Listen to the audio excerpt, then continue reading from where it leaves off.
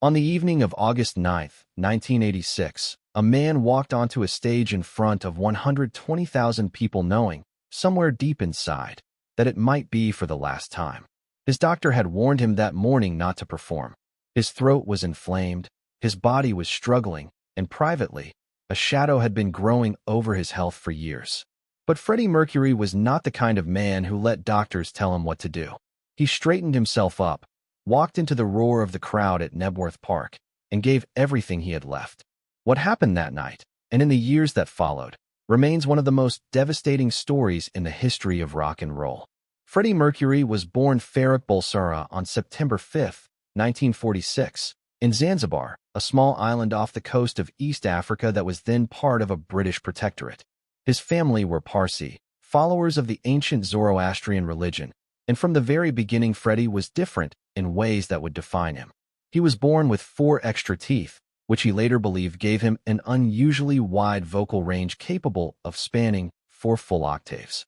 He grew up surrounded by African, Arab, and Indian cultures, a blend of influences that would eventually make Queen's music unlike anything else on earth. When Freddie was just 8 years old, his parents sent him to St. Peter's boarding school near Mumbai, India. It was there that he first began calling himself Freddie, and it was there that a teacher recognized something extraordinary in him and convinced his parents to pay for music lessons. The decision changed everything. At school, he formed his first band, the Hectics, playing rock and roll covers at just 12 years old. He was already obsessed with performers like Cliff Richard, Little Richard, and Bollywood singers like Lata Mangeshkar, whose soaring vocal style quietly shaped his own approach to singing. When the Zanzibar Revolution of 1964 made life dangerous for families like his, the Bulsaras fled to England and settled in a small house in Feltham, near London.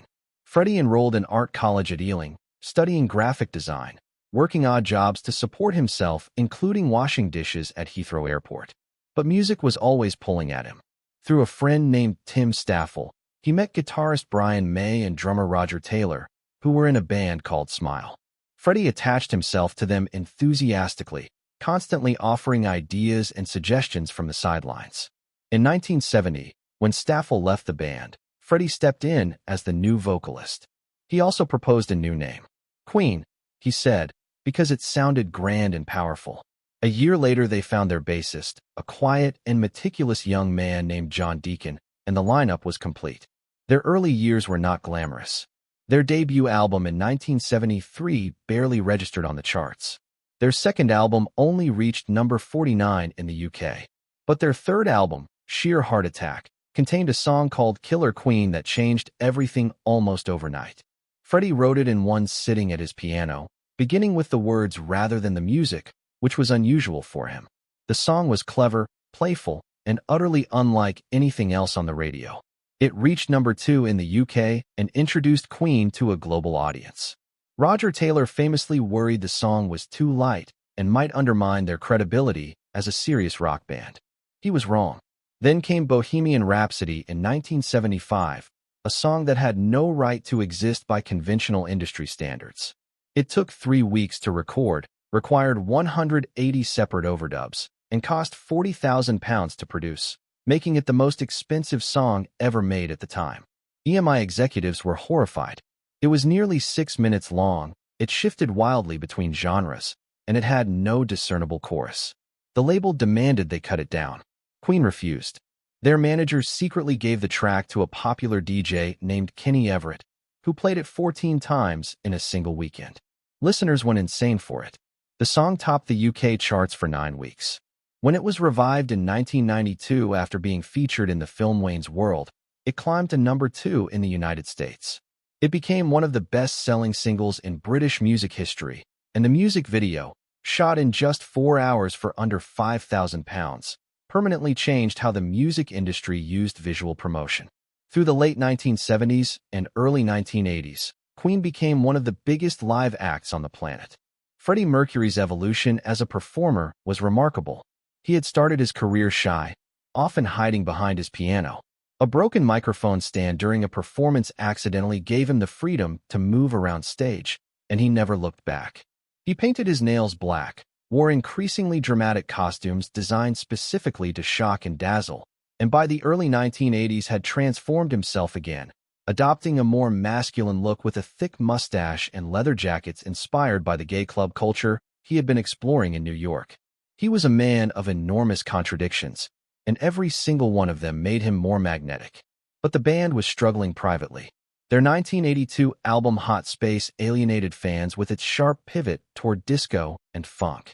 Their 1984 recording sessions were so fractious that Brian May walked out and spent hours in a park wondering whether to quit the band entirely. John Deacon, normally the calmest and most composed member of the group, suddenly disappeared to Bali without telling anyone. When Freddie heard about it, he responded by singing Bali Hai from South Pacific. Then, in 1984, Queen performed at Sun City in apartheid South Africa, a decision that resulted in them being banned by the Musicians' Union and condemned by the United Nations. The following year, audiences in Rio de Janeiro booed them. Everything changed on July 13, 1985. Queen took the stage at Live Aid, the massive global charity concert at Wembley Stadium. Freddie was unwell and had vocal problems, but in 21 minutes of performance they delivered what is widely considered the greatest live rock show in history. Elton John reportedly told them backstage, "You bastards, you stole the show." The performance revived their career completely and brought new urgency to everything they did next. Their 1986 Magic Tour was the grandest undertaking of their career. The stage was 160 feet wide with 2 long walkways extending into the crowd. The lighting rig contained over 1,000 lights. The sound system was powerful enough that people in nearby villages could hear the music through their walls and filed complaints. 26 shows across 9 European countries in 8 weeks, and at the end of it all, on August 9, 1986, Queen played Knebworth Park to an audience of 120,000 people. That morning, Freddie's doctor had called him and warned him not to perform.